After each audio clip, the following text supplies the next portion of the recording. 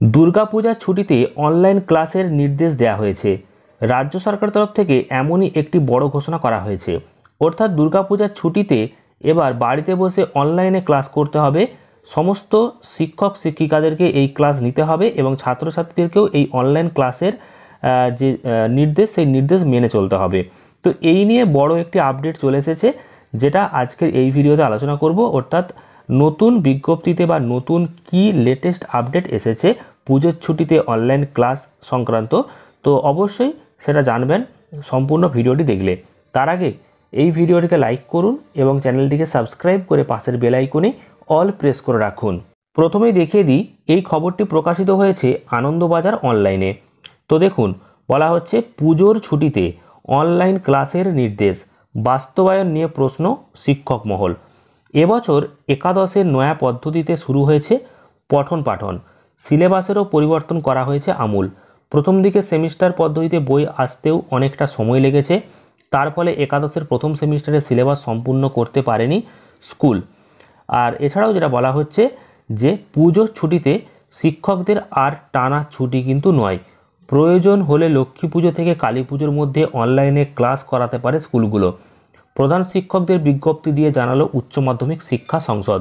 উচ্চ মাধ্যমিক শিক্ষা সংসদ কিন্তু কিছুক্ষণ আগেই নতুন বিজ্ঞপ্তি জানিয়েছেন।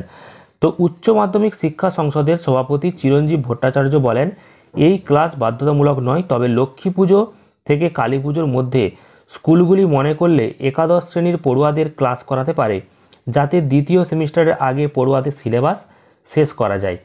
এছাড়াও বলা হচ্ছে শিক্ষা সংসদের সূত্রের খবর অনুযায়ী এবছর একাদশে নয়া পদ্ধতিতে শুরু হয়েছে পঠন পাঠন। সিলেবাসেও পরিবর্তন করা হয়েছে আমূল। প্রথম দিকে সেমিস্টার পদ্ধতির উপযোগী বই আসতেও অনেকটা সময় লেগেছে। তার ফলে একাদশের প্রথম সেমিস্টারের সিলেবাস সম্পূর্ণ করতে পারেনি বহু স্কুল। তার ওপর পুজোর পরেই আবার দ্বিতীয় সেমিস্টারের ক্লাস শুরু হয়ে যাবে এবং পরীক্ষার একটা প্রস্তুতি চলবে। তার আগে পড়ুয়াদের যেমন সিলেবাস কমপ্লিট করা যায়, সম্পূর্ণ করা যায়, সেই ব্যবস্থা করতে হবে।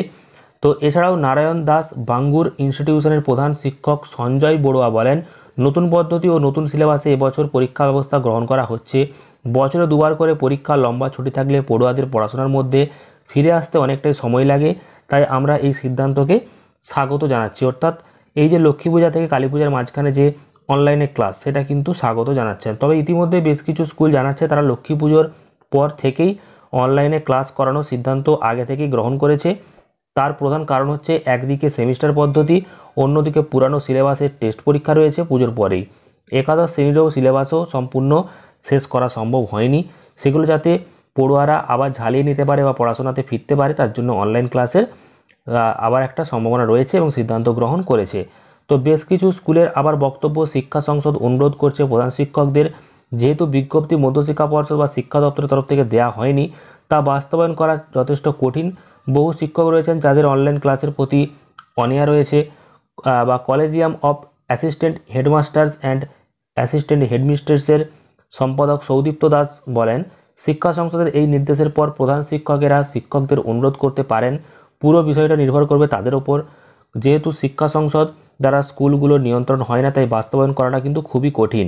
উচ্চ মাধ্যমিক শিক্ষা সংসদের তরফ থেকে বিজ্ঞপ্তিতে যেটা বলা হয়েছে, 21শে অক্টোবর থেকে 30শে অক্টোবরের মধ্যে অনলাইনে এই ক্লাসগুলি করতে পারে স্কুলগুলো।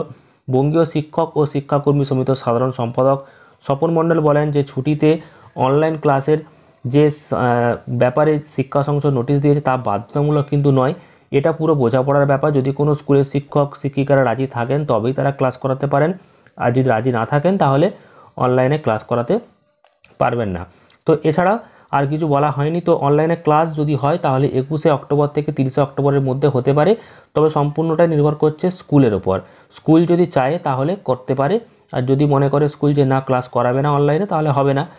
আর যেটা সংশয় বার্তা সেটা হচ্ছে অনলাইনে ক্লাস করা যেটা সরকারের তরফ থেকে বলা হচ্ছে, রাজ্য সরকার যেটা বারবার জানাচ্ছে শিক্ষা দপ্তর, কিন্তু স্কুল বা যে শিক্ষক শিক্ষিকা রয়েছেন স্কুলের তাদের ওপর কিন্তু নির্ভর করছে। তার জন্যই এই যে বাস্তবায়ন, এই বাস্তবায়নটা কিন্তু শিক্ষকদের মহলে একটা প্রশ্নচিহ্ন হয়ে দাঁড়িয়েছে যে আদৌ কি এই অনলাইনে ক্লাস করা যাবে বা আদৌ কি এই অনলাইনে ক্লাসের পক্ষে শিক্ষক শিক্ষিকারা থাকবে, এটা কিন্তু সম্পূর্ণ স্কুলের ওপর। তা আপনারা অবশ্যই কমেন্ট করে জানাবেন যে পুজোর ছুটিতে অনলাইন ক্লাসের দরকার রয়েছে কিনা। আর পরবর্তী গুরুত্বপূর্ণ ভিডিওর আপডেট খুব শীঘ্রই আসছে। চ্যানেলটিকে সাবস্ক্রাইব করুন।